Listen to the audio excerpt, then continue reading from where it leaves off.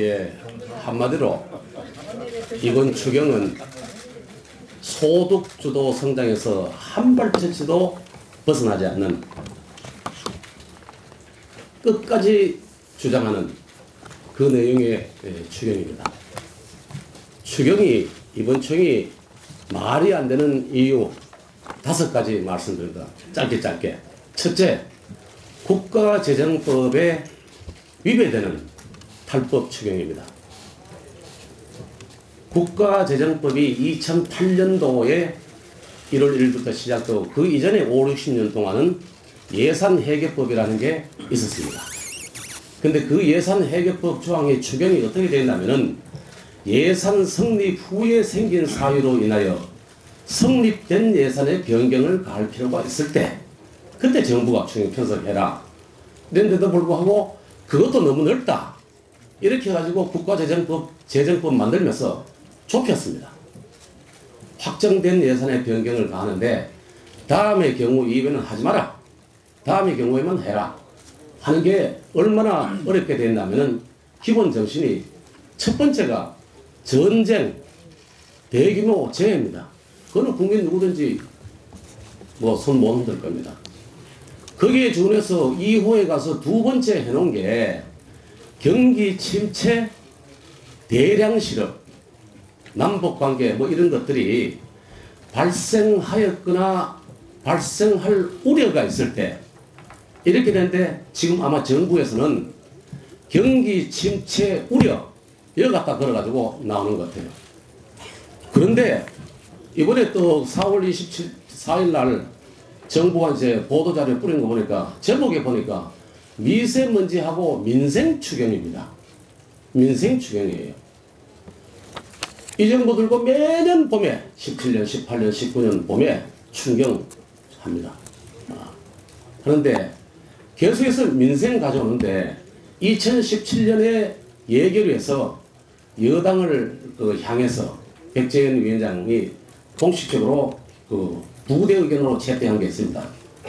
민생 추경은 이 추경 국가재정법 조항에 없다. 그러니까 근거라도 만들어 놓고 해야 될 거 아이가. 법안이라도 좀 내라. 이래가지고 법안을 낼 것 하고 부대 의견에 넣었습니다.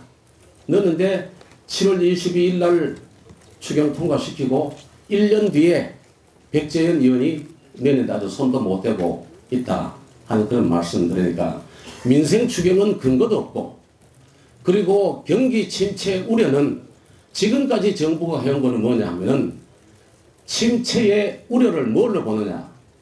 부분기 연속해서 마이너스 성장하는 경우 이게 지금까지 정부의 기본 입장입니다.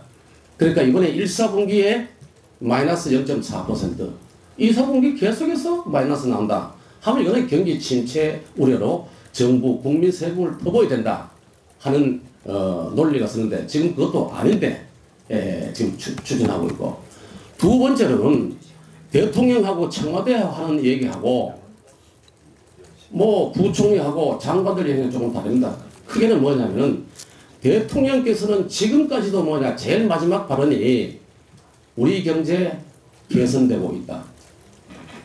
우리 경제 흐름 견조하다. 이게 제일 마지막 지금까지 얘기입니다. 그리고 어제는 보니까 홍장표 소득주도 성장위원회 쭉 했는데 보니까 전부 이제 토론을 한다 보니까 소득도 개선되고 지출도 늘고 하니까 대부분의 알려진 학자들이 금년도 한국은행에서 발표한 1, 4분기 성장 거기에 가계 지출 이런 것들 돼가지고 이게 전부 다가 아니다 이렇게 반론을 하고 있습니다. 근데 부총리께서도 참 답답한 게 그럴 수밖에 없다고 봅니다. 사무실에 오거나 여러 의원들 만나면 경기가 안 좋다고 얘기합니다. 그리고 경제수석도 하방 리스크 얘기를 합니다. 그런데 청와대 공식적으로는 절대 얘기하지 않고 당에서도 얘기를 하지 않는 그러니까 엇박자 추경이다. 세 번째, 재원이 미래 세대에 전부 부담을 주는 6조 7천억 중에서 우리가 먼저 삼는 거는 3조 6천원 돈 찍어내는 빚내서 하는 추경만 문제를 삼는데 2조 7천억은 뭐냐 하면은 기금하고 특별회계 여유자금 내년도 예산의 편성 재원으로 자본을 쓸 돈을 미리 땡겨서 추경으로 쓰는 겁니다. 그것도 땡겨 쓰는 거예요. 그 다음에 한국은행의 여유자금도 3,300억 땡겼습니다. 그러면 완전하게 정부가 세금 25조 원 들어와서 지방에 주고 빚 갚고 뭐 해가지고 추경 재원으로 쓸 수 있는 순수한 재원은 6조 7천억 중에 629억 원입니다. 1천억이 돼 안 되는 돈입니다.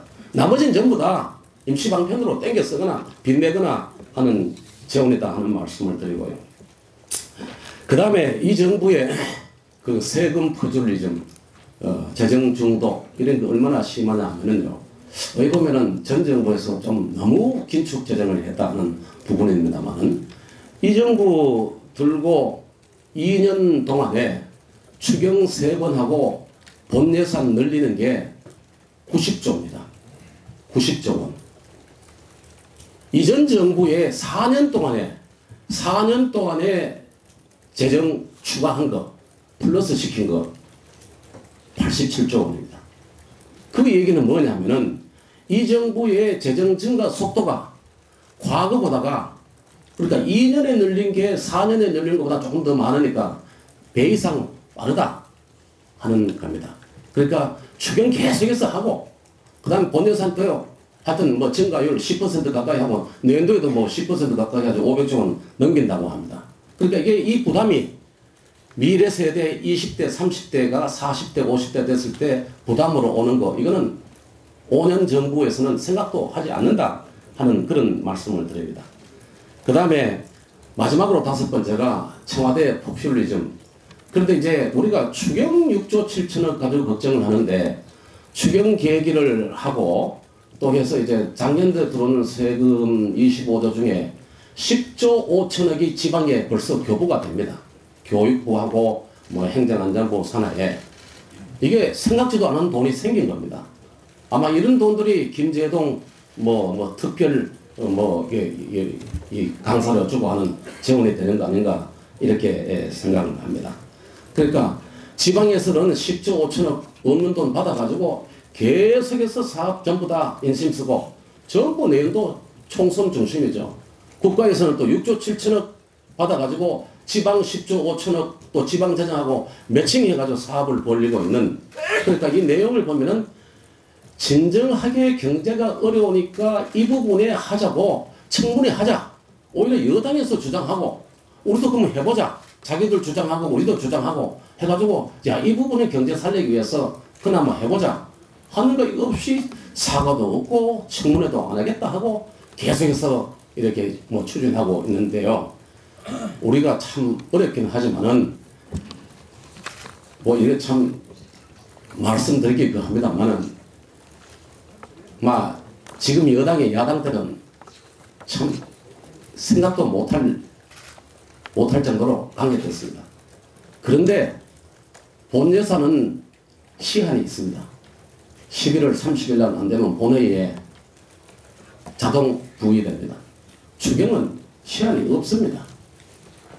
그런데 이 부분에 대해서 우리가 무슨 그까지 무기 삼는 건 아니지만은 진정으로 좀 상의를 하고 국민들께 공개를 하고 청문회도 하고 이렇게 하고 야당의 협조를 구하는 게 정석이다. 이런 말씀을 드리고 그래 돼야 예결위원도 빨리 구성하고 예결위원장이 야당 몫인데 우리 당에서도 협조하는 그런 모습이 되어야 되는데 절대로 사과나 경제청문회 없이는 그리고 또 설사 어떻게 양보를 한다더라도 3조 6천억 빚내서 하는 것은 절대 안 된다. 이런 말씀을 드리겠습니다. 이상입니다.